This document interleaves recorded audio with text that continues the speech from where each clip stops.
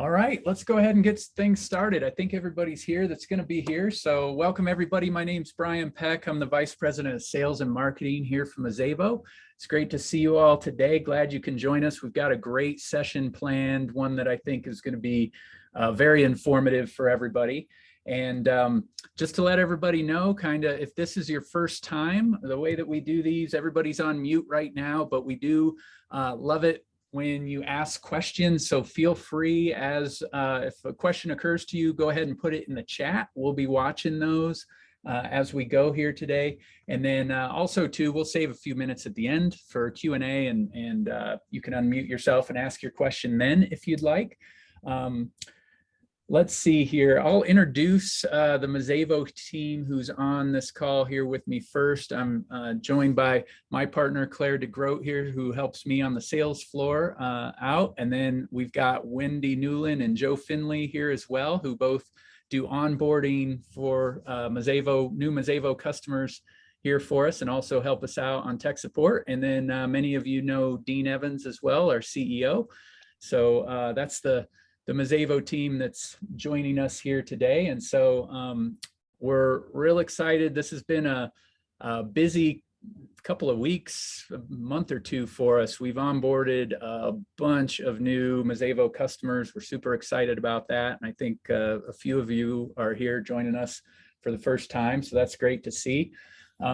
But today we're going to be talking about billing and invoicing, which is always a hot topic, especially if that's something that you're used to doing. And we get a lot of questions about it here at Mezevo, about how it's done. And today we're going to actually hear from two Mezevo customers that do billing and invoicing through Mezevo, and they're actually going to go through what their process is with you, what they do, some of the things that they've learned along the way and things like that. So I think it's going to be really great.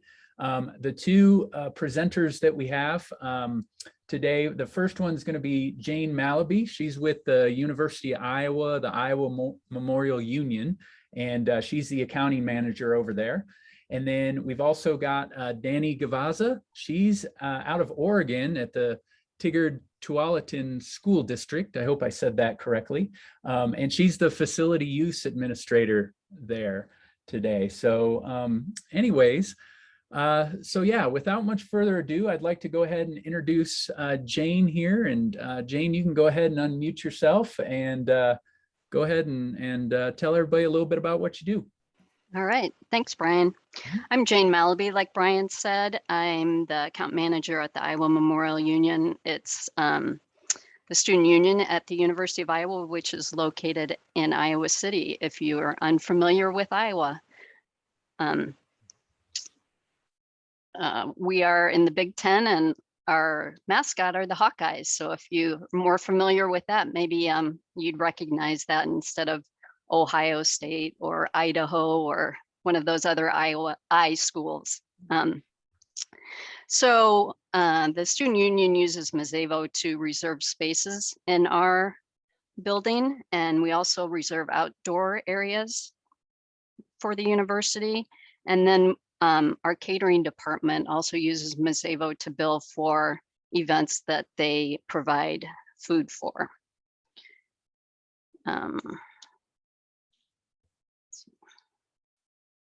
I'm going to share my screen, and well, I'll talk about some of how much we've done in Mezevo so far. So we've been using it for about a year, and we process invoices weekly. So we use a Monday through Sunday time period for that invoicing. And we average about 100 invoices a month and collect about $2 million, or we've collected about $2 million in revenue for the year. Our biggest month was 200 invoices with a total of almost $300,000 in revenue. So I'm going to share my screen and show you a little bit of our process.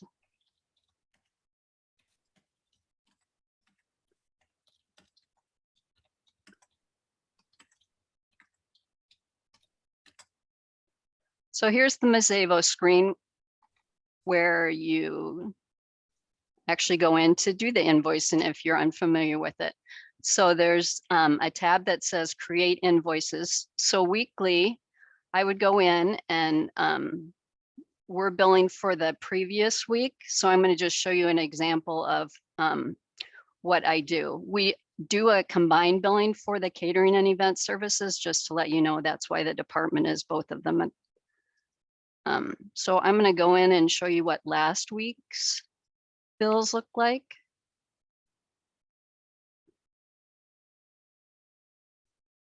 So what we do is we create these invoice previews. So we click on the box to select all the events that happened and click on billing worksheet, which produces all the previews. We create the PDF and save it and then email it out to our event services staff and catering staff for them to review for accuracy. So there's just page after page of events, and then they review for accuracy of or go in and make changes for last minute additions that weren't on the original reservation. So after that's done, they go in and make their adjustments to the reservations, and then I create the invoice. Oops, sorry. Don't know how to get out of it. There we go. Sorry. Not used to sharing my screen. So creating the invoice is just like creating that preview. So we select the same time period.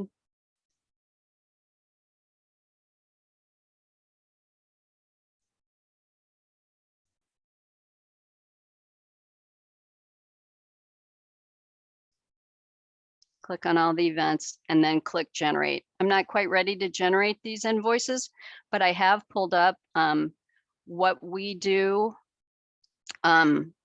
We create an accounting package when we produce our invoices so that we can make our accounting entries to the general ledger for the university. So I've got our accounting package. So when you create those invoices, it'll list them all in Mezevo, and you can actually send those invoices directly from Mezevo. We don't do that. We create a PDF of each individual invoice and then send those invoices through our university email and not through Mezevo. So that's one small tedious thing that we do different than probably other users of the system. The package that we create is this invoice package plus a revenue analysis report that shows total revenue for all the events that we invoice.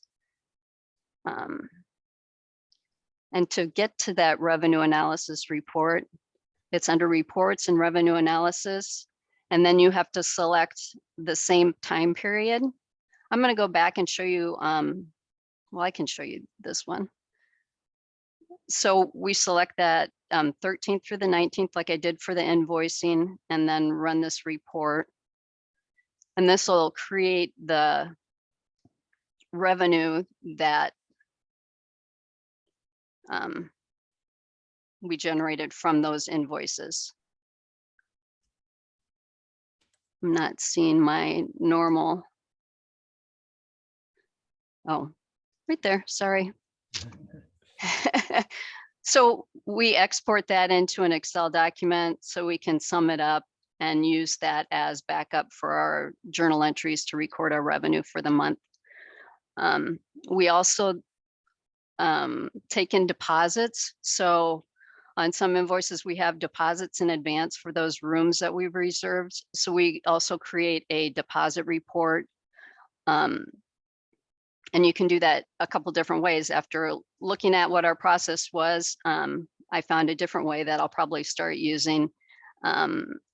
instead of going in and finding your invoices where you can get in here and create a list of the invoices that you created on a certain date, you can also go, that includes the deposits for that day too, for that group of invoices. I'm going to go back and show you the prior weeks. So this is a report that'll give you those invoices that I created that week of the 6th through the 12th. And we do a lot of exporting to Excel. Sorry about that. So this report lists all the invoices that I created for the week, and also lists the total amount of revenue.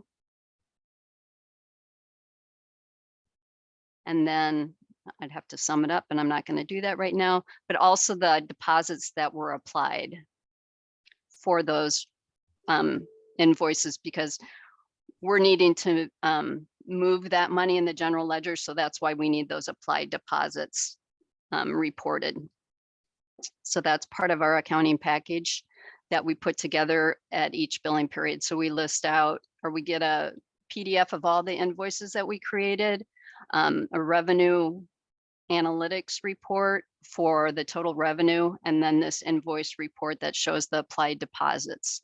And we use that information to then finalize any interdepartmental billing that we do and make journal entries for the revenue. Let me see if there's anything else that I've probably glanced right over and forgot to mention. And Jane, are you the one that's making all the journal entries yourself, or do other people help you with that? Oh, there are 3 people in the business area that do different parts of the process. So I do the billing part, that I send out the invoices to the customers, create the reports, do the accounting entries to record the revenue. But then another person in our department does the actual payment collection. So she'll do the interdepartmental billing, any credit card payments. And she also makes payment adjustments in Mezevo. And she's not here to help me explain any of that, but if anybody has questions, I know a little bit about it. And then we have another person in the department that reconciles. So more reconciling Mezevo to our general ledger. Okay. And one of the lessons I've learned in my small years time of using Mezevo is that if a report comes out and looks like it's way off, like it can't be right. Think about clearing your history on your browser, and then usually that clears up everything. I've only called Dean a couple times and he's mentioned that to me. So I finally, I think, figured out that that should be my first go-to thing, is to clear my history and then go in and rerun the report. And usually it turns out fine.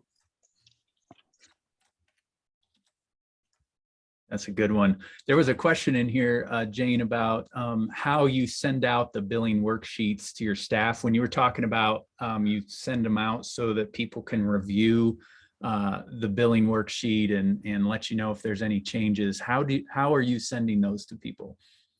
I do just send one PDF that's got all the invoices for the month. I don't split them out by person. Yep. So they get the whole group of invoices, and they'll just have to sort through to find the ones that they're responsible for. Okay.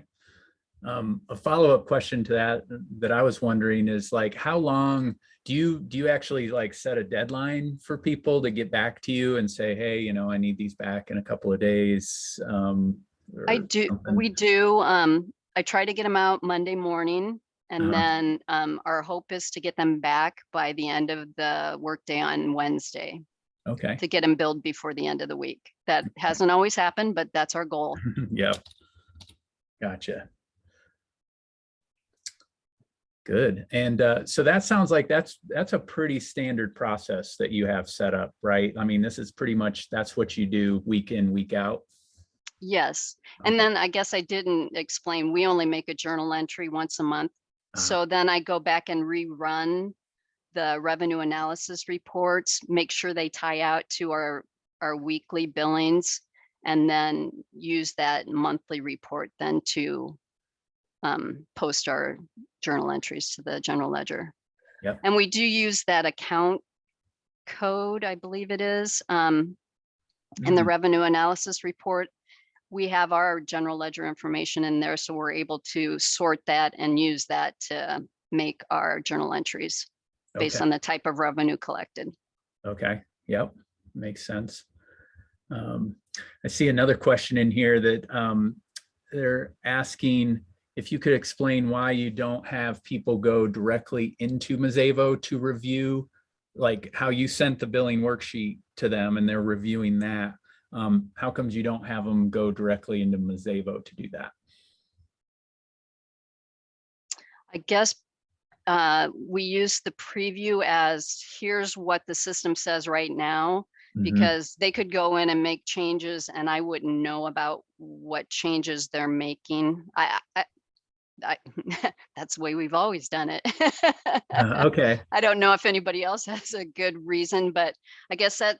Oh, actually, I misread the question here. It's she was asking why they don't, or why you're not sending the invoice directly out of Mezevo and you do the PDF first. I believe we do it because we have people that don't use the system and they want to have a copy of what we're invoicing. And so I believe that is why. So they don't have, so they know what we're invoicing and don't have to learn how to use the system. It's not probably a good reason, but because I started thinking about it, thinking that we're doing way too much work to add that PDF and do that. But I think it's our documentation. And then we have that documentation for auditors too.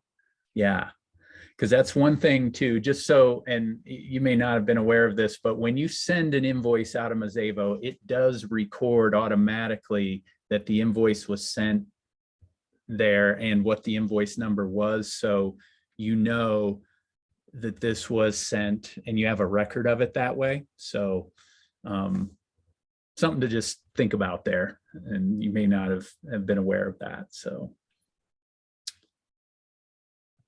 right. Any other questions for Jane?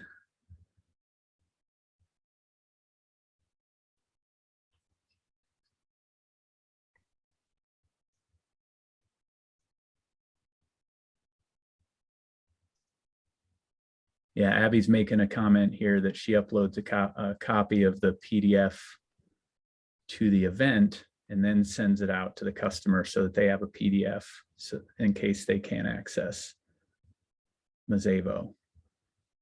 Okay. So, all right. Jane, was there anything else you wanted to add to that? I don't believe so.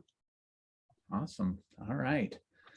Well, let's all give Jane a round of applause here. I know everybody's muted, so it's okay. We're all clapping for you, Jane. So great job. That was great. So next up will be Danny Gavazza out of Tigard-Tualatin School District. And Danny, you have the floor. Thank you, Brian. So my name is Danny, like Brian said. I work for Tigard-Tualatin School District. We are just outside of Portland, Oregon.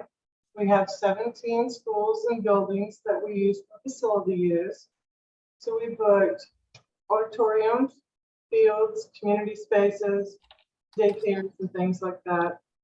We haven't done nearly as many reservations this year as this last couple of years as we did before COVID. So we're probably down to maybe 50 clients at this time. We offer services such as lights and sound for auditoriums and custodial services. But currently we're the only department that we have listed in the system So it's under facilities. I'm going to share my screen so you guys have an idea of what I'm talking about.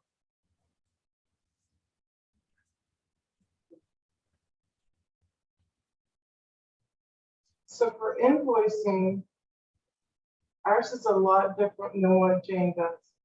So to create invoices, you see that we're the only department facilities. We don't offer transportation or food services or anything like that. I don't bill weekly like she does. We do it once a month because we don't have nearly as much going on as she does. So here, we'll just do this month as an example through today. And we'll look for all organizations. We're going to do the search.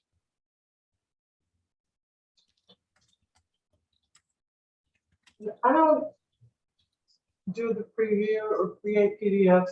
Since I don't have that many, I just kind of go through them myself, scroll through, see if anything stands out.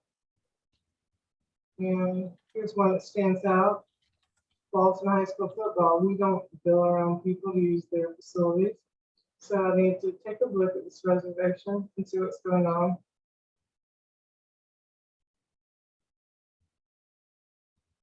I'm going to take a look at it and see that somebody's accidentally changed it to a class 2. So I'm going to want to change that.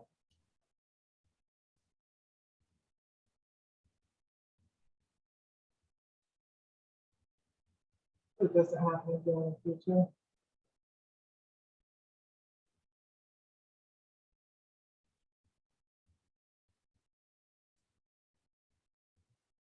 That should have disappeared now.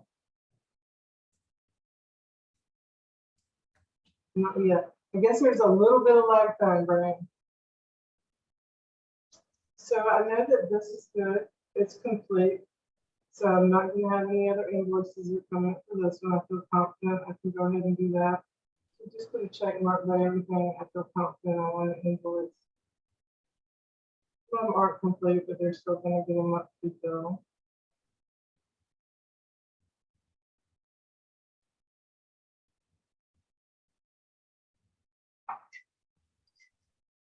I promise this won't take me long. We don't want to send this one out yet because I would like to go ahead and get the rest of their use for this month in.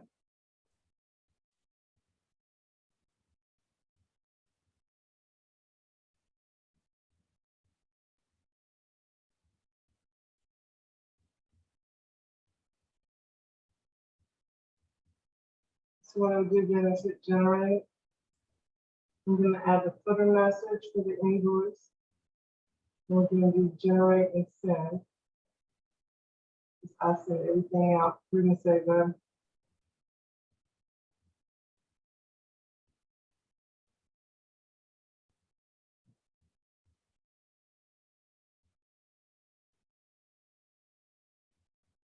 Just to be on the safe side, I check every box.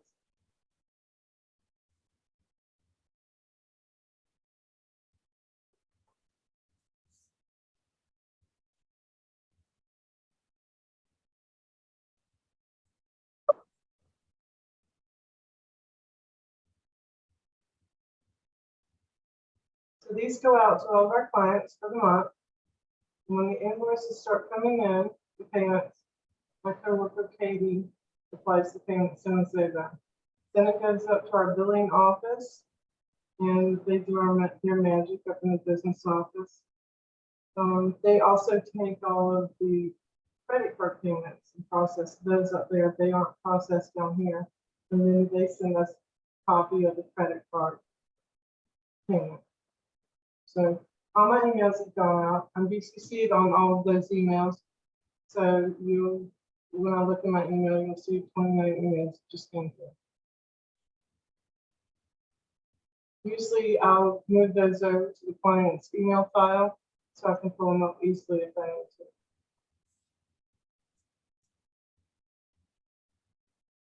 My advice for people that are starting Mezevo is I would strongly suggest that you read through this list before you're sending out emails.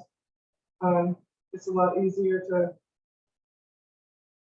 just be sure what you're doing and have to take it back later. And then for setting up your footers, your headers for payments, you come over to your settings and it will be on the messages. And then you can look for, this is a conflict message you just set up for whenever you send out your booking, so your reservation. And then for invoices, you come over and it'll pop up. Those are the instructions for paying online or the address for sending a check. That's pretty much it. Ours is really simple compared to everyone else's. That's great. I mean, that's a great contrast between the two of you and how you both do it differently there. Danny, can you speak a little bit about, I saw the message on your invoices you have right up at the top on that invoice message. It says invoices can be paid online. Can you talk a little bit about how that works for you all? I know you kind of mentioned that you have somebody else that manages the credit card payments there. Yeah, so our district uses a company called InTouch Receiving, and they are also the company, I believe, that takes the payments for food services for kids' lunch accounts. So that was really the easiest way for them to set this up for us. It's a little bit convoluted, in my opinion, steps that people have to jump through to pay this online. So I had to give out specific instructions for people how to do it. And then those go straightly to the business department. And they'll say, Danny, I have an invoice for $617. Who is it? Because it doesn't always match up the name with the client. So I'll use your system and I'll look up an invoice for $617 and then I'll know who it goes, who it belongs to. Great. That's good. And how much time would you say you spend on the invoicing side every month? I probably have hours done and I'll pull less. What was that? I missed that. Hopefully under an hour. Under an hour? Okay. And was that a pretty normal, like we saw you actually invoiced that for the month there. Is that a pretty normal amount that you've been doing these days anyways? Yes, mostly what we're seeing now is turf field usage, daycares, and some other odds and end things, but that's pretty much it for us right now. Okay. And when things open back up as they were before COVID, it'll be a lot different. We'll have a lot more invoicing and, we'll have a lot more services with auditorium rentals where you have lights and sound and things like that. So it'll be a lot.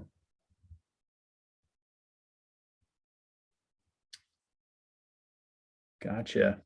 I know too, we made a change not too long ago where you can look up invoices a little bit differently in there. I don't know if you know what I'm talking about there, under the find invoices. And I think you had suggested we make a change to that. You want to talk a little bit about how you use that there? Yeah, so it's a lot easier for me to look up things by an invoice number sometimes. So you just put the invoice number, so we'll just put something. I'm just making this up and see if there is one.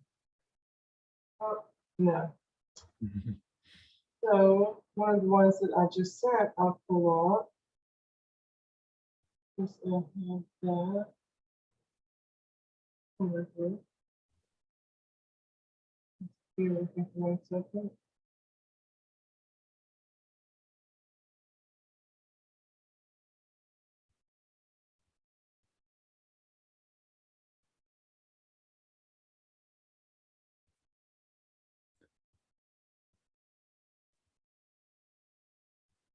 We just invoiced that one a few months ago, so here's the number.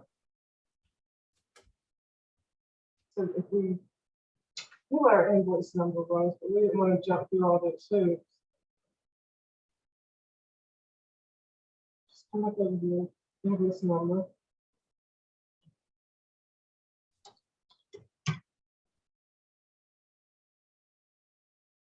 This has really been a huge time saver. Thank you for adding this.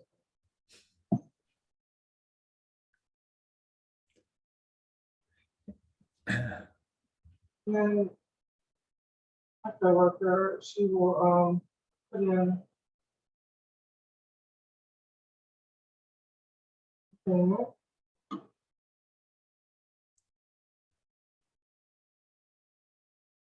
We like, you don't want one person handling all the money. So can you add that? Maybe is there anything you would like to add about how you do that?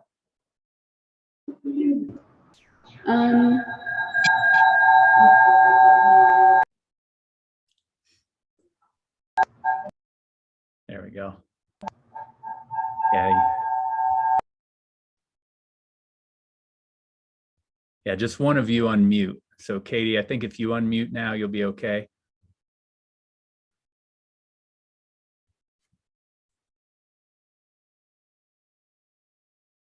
You're both on mute right now, so we can't hear you. Well, there we go. We got a big count. Ah. In the reference area, I usually will put the event number, and down in notes, I'll put the check number, or if it was from my credit card, I'll do the receipt number from the credit card machine or what the business office produces for me and the date that was done. So that way, if there's any disconnect anywhere, I can look here and see some sort of other reference to payment, however it was done, or a different connection to the reservation. Okay, great. And do you all do any of the, like Jane showed us the reporting, she goes into analytics and that kind of is how she gets her totals for the week and things like that. Do you all use the analytics stuff, or do you ever have to get those kind of totals? We don't, but as our use increases, we may need to start doing something like that. We're hopeful there's going to be a number 4 department person, so that could be their job. Yeah. Okay. Gotcha. Here's another question, and Jane, you might chime in on this one as well if you have any input, but I know you all transferred over from EMS, and how would you have any advice for people that are switching over from EMS and how they do billing in EMS versus how they do it in Mezevo? Any thoughts on that? The reporting was different in EMS and statements were different in EMS. So you're going to have to put a little bit of thought into how you want to do that. Instead of running reports for delinquencies, you just need to still run that and keep changing your date and going further back in time so you can still see what's outstanding. What do you run to see what's outstanding in Mezevo? So let's do those. I'll go back to find invoices and then I'll just go back for that time. We can get through the first of the year.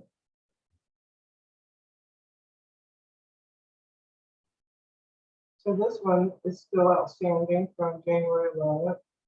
And Yeah. I've been contacting all these people. The end of our fiscal year is the end of this month. So I have really been hitting up these people hard to try to get everything paid so that our business office will be happy. And we've got a lot in the last few days. We've got a lot to do. Yeah. We're pretty current. Our people we've worked with for a long time, and we're pretty current. Sorry, what was that last part? We missed that. We've worked with these same people for a long time, so we're pretty current most of the time. Yeah. Gotcha. Yeah. So this is kind of what you use to just see all the outstanding invoices that aren't fully paid. Yeah, and you can see partial payments easily too, such as this one here. Yes. 20, 50,000. So then, you know, I'll have to contact them and say, you know, sometimes people do it by mistake. People underpay or overpay. Mm-hmm. One thing that's difficult is when people don't put their invoice numbers on the check. So you're guessing on what they're trying to pay if they have multiple invoices. Oh, right. Yeah. Yeah, I can see that. Excellent. Well, does anybody have any questions for Danny? I have a question that, first off, I am, as Brian knows, I'm in the transition of EMS into Mezevo coming up here shortly. So first off, it looks like you can do the mass emailing of everyone at one time, which sounds fantastic. But I heard Danny say that she also had a setting so she was BCC'd on all of them. So is that a setting that you put in, or how do you make sure that you're getting a copy of all of them? Yeah, it's actually automatic. So Mezevo just does that. That's not a setting. It's nothing you have to go in and make sure you've checked the box or anything like that. There, it's just going to whoever generated and sent the invoices gets BCC'd on them. So like I would, if I'm sending out 20 invoices, I'm going to get 20 BCC'd emails for each individual person that I was sending to. yeah, for each invoice you sent. Yes. Okay. Yeah. So quick question on that, and this is more of the Mezevo side. Are there ways within Mezevo as well to go back in and resend from it, or is that why you have that BCC set up? Yeah, you can resend from it. Well, can you, I'm sorry, can you resend what you've already sent? So we tend to, a lot of times, need to say, hey, you haven't paid your bill. Please see when you received that last email, so that we can kind of guilt them into the fact that, like, oh, it's been 2 months, and we have that documentation all in one thread. Is Right. that a possibility at all? No, because it's going out through Mezevo, you know, the email just gets sent out. Now you have a record of it in Mezevo. You can see exactly when it was sent. So we don't really have a way of doing what you're doing today. So instead, what you would have to do is you'd resend it, but you'd let the customer know, hey, we tried to send this to you on the 23rd, or, you know, whatever date it was, but you don't have a way to like find the email, I guess, from your BCC. Right. That's what we essentially do. We just manually BCC ourselves. So, okay. Yeah. So, yep. But yeah, good question there. Anybody else? Feel free to unmute yourself if you have a question like and that. Brian, this is Joe. You may want to elaborate to Becky there that when those emails go out, it's actually the link to the invoice is what's sent in the actual email, right, Brian? It's not a PDF version at that point. Customer clicks on that link in that email and it opens up and they can create a PDF from that. Yeah, right. So that's a good distinction there too. It's actually a link to the invoice that they can generate their own PDF if they want, or they can just view it on the screen that way. So. Gotcha. So maybe that's why Jane, your group uses that. You generate it into a PDF so that you're sending PDFs. That could be. Yeah, there was a note in the chat there that Iowa may block emails from Mezevo, and so they want to get it through and send it from their own. So that might be why they do that. So. All right. Well, these were great. Danny, great job. Very well done there. So appreciate your input there. And this was definitely well received. I think I learned a few things about how you all do stuff there too. So that was very good.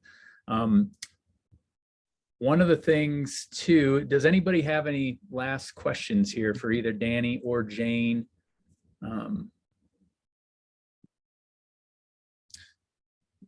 What I'd like to do, if anybody has any suggestions for the next Mazévo Connect, we're in the process of planning for it right now for July. It'll be around the end of July.